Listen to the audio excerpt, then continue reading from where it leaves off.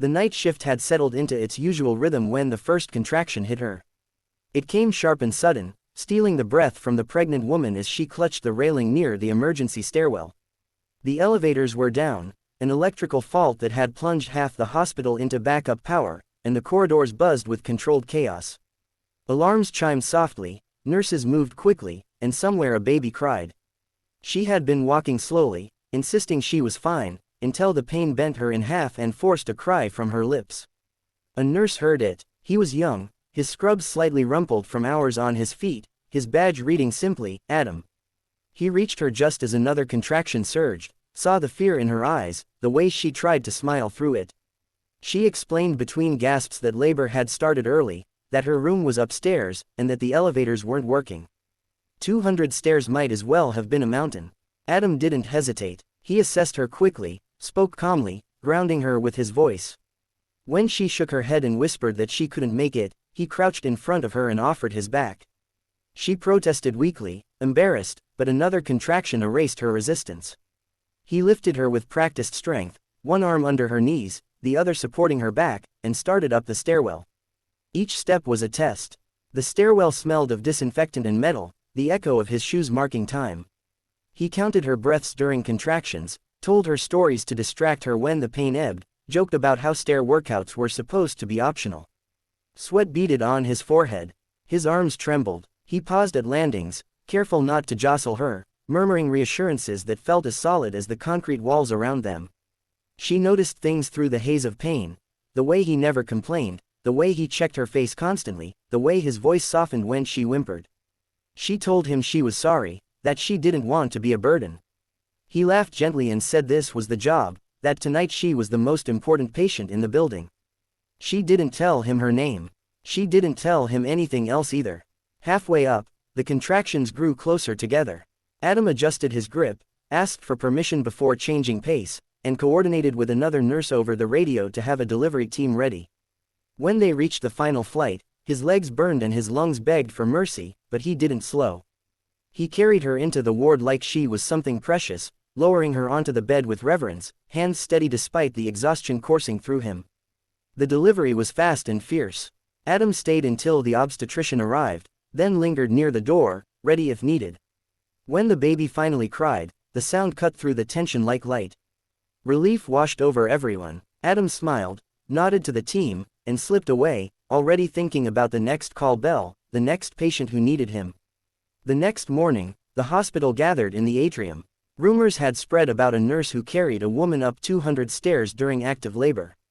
Adam stood near the back, mortified by the attention, certain he'd be reprimanded for protocol violations. Then the woman stepped forward, cradling her newborn, her face radiant. She thanked the staff, her voice steady and warm, and then her gaze found Adam. She spoke his name and told the story from her side, the fear, the pain, the kindness that carried her upward when she thought she would collapse. Then she revealed the part no one had known. She wasn't just a patient. She was the owner of the hospital.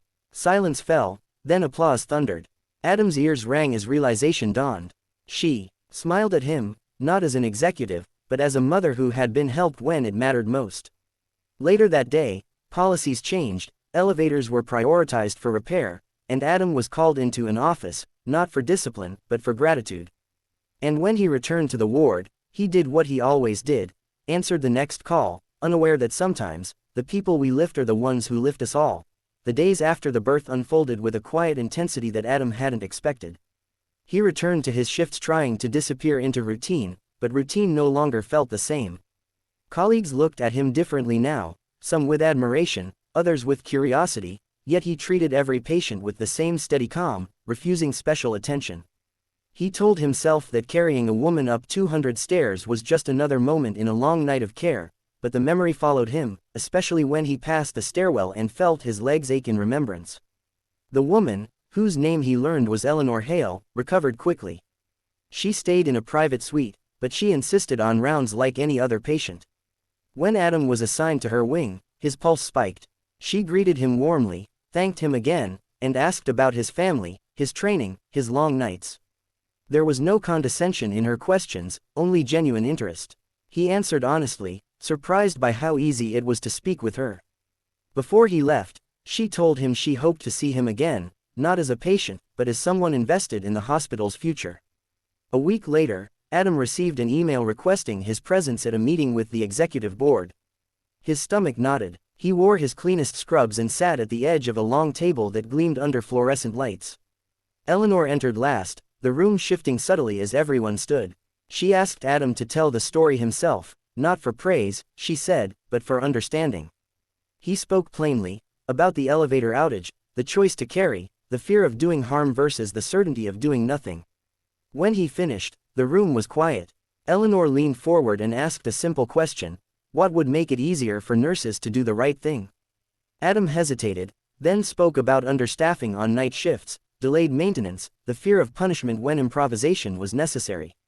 He didn't realize he was shaking until Eleanor nodded and thanked him. The meeting ended with directives, funding for infrastructure, revised emergency protocols, and a pilot program empowering nurses to make rapid decisions in crises. News traveled fast. The hospital culture began to shift in small but meaningful ways.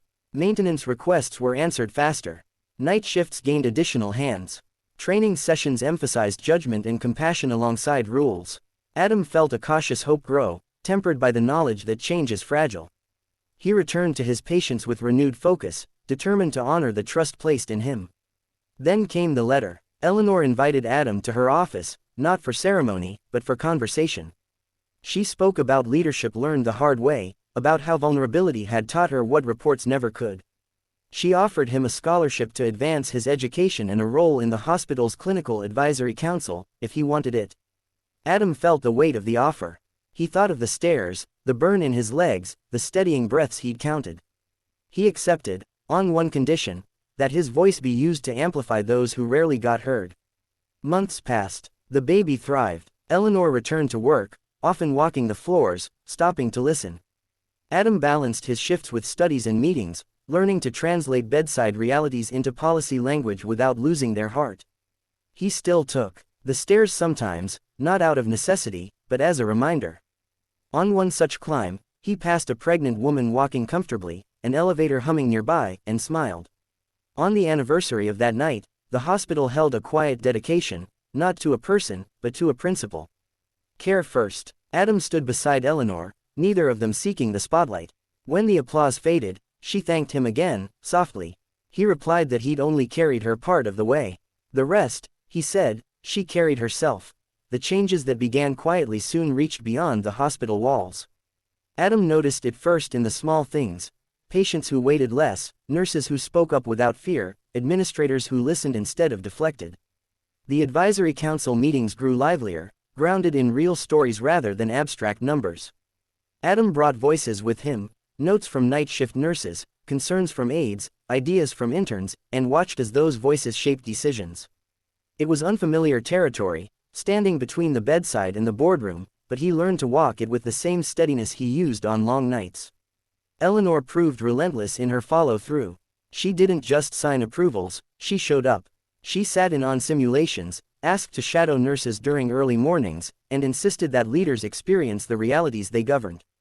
When a storm knocked out power across the city, backup systems engaged seamlessly, and the elevators stayed running. Adam found himself in the stairwell anyway, checking on patients, counting breaths, not because he had to, but because habits formed in crisis don't fade easily. One evening, a young nurse froze during a difficult case, overwhelmed by a cascade of alarms and instructions. Adam stepped in, coached her through it, and later found her crying in the break room, ashamed. He told her the truth, that fear doesn't mean failure, that courage is choosing care anyway. He shared his own fear from that night on the stairs, how his hands had shaken despite his calm voice. The nurse straightened, breathing steadier, and returned to the floor with renewed resolve. Eleanor watched these moments quietly. She saw Adam's influence spreading organically, not through titles but through trust. When the hospital partnered with neighboring clinics to share protocols and resources, Adam helped train teams across the network. Stories followed, of timely interventions, of near misses turned safe outcomes, of staff who felt seen. The hospital's reputation shifted, not toward glamour, but toward reliability and humanity. Life, however, refused to be a simple arc of improvement. Budget pressures returned. A supply shortage tested the new systems. Skeptics questioned whether empowerment blurred accountability. In a tense meeting, voices rose. Adam spoke once, calmly, reminding them why the changes existed, to serve people at their most vulnerable. Eleanor backed him, not with authority, but with the story of a stairwell and a choice. The room settled. Compromises were made without abandoning principles. On a quiet morning, Adam received a message with a photo attached, a toddler taking his first unsteady steps. Eleanor's child, growing fast. The caption read, "Still climbing." Adam smiled and saved it, thinking of all the ways growth looks like risk before it looks like progress. Years later, Adam led orientation for new nurses. He didn't start with policies. He started with a question: what would you do if the system failed? Hands went up, answers varied. He listened, then told a story, not naming names, not seeking praise, about carrying someone when the path disappeared. He emphasized preparation, teamwork, and the courage to act with compassion. When he finished, the room was quiet in the best way. The hospital installed a small plaque near the stairwell, easily missed. It didn't mention heroes. It read, "In emergencies, we rise together." Adam passed it often, sometimes with Eleanor, sometimes alone. He no longer felt the burn in his legs, but he felt something steadier, a commitment reinforced by practice. On the night of his final shift before moving into a broader leadership role, a call bell chimed. A patient needed help. Adam answered, as he always had, with presence and care. When he left the room, he glanced at the stairwell door and then toward the elevators humming smoothly. Progress didn't mean forgetting the climb. It meant honoring it by making the path easier for the next person, and by remembering that sometimes, the simplest act of carrying can change the direction of many lives.